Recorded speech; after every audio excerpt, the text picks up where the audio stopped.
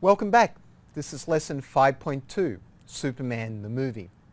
In this lesson I will discuss the 1978 film Superman. By the end of this lesson you should have a good understanding of the way Superman reshaped the notion of the blockbuster, how Superman the movie paved the way for all the superhero films that followed, and Superman as a model for licensing. First, a quick synopsis of the movie. Basically, it tells a fairly standard version of the Superman story. The planet Krypton is dying. Jor-El, its leading scientist, sends his son in a rocket to Earth. There, he is adopted by the Kents and becomes Clark Kent. As he grows up, he develops powers. Eventually, he gets a job at the Daily Planet where he meets Lois Lane. Superman then saves Lois Lane, and the story continues with Lex Luthor hatching a nefarious plot that Superman eventually foils. Infamously, Superman reverses time by spinning the Earth backwards on its axis.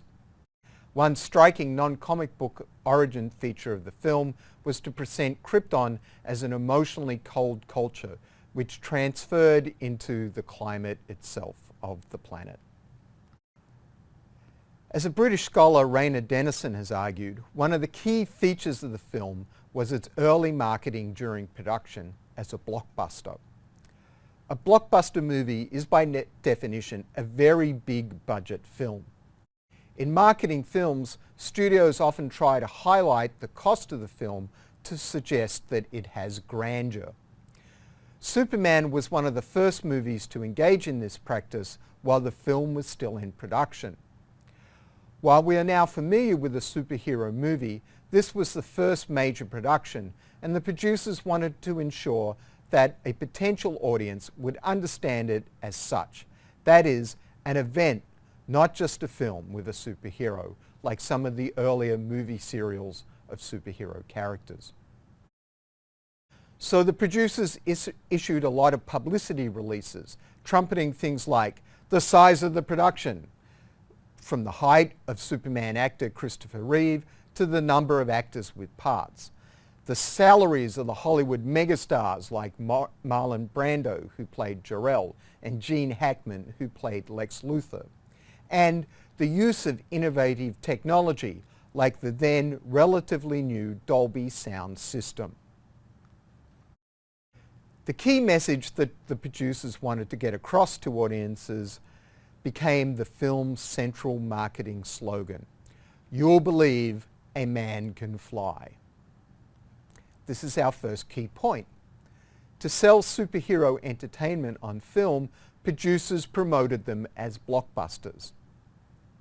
A second key point here. One way to promote superhero entertainments on film as blockbusters was to say the special effects would be believable. These two features of Superman the movie became a standard feature of superhero films, sometimes to the detriment of the film because special effects became more important than any meaningful story. For DC, the success of Superman the movie was in some ways secondary. Just as Jack Leibowitz had understood that any money lost on funding a radio program, or the minimum amount they sold rights to produce a movie serial version of Superman for, would be made up by increased attention to the character and more sales. In the 1940s, the more sales was of comic books. By the mid-1970s, the more sales were of the far more lucrative licensing rights.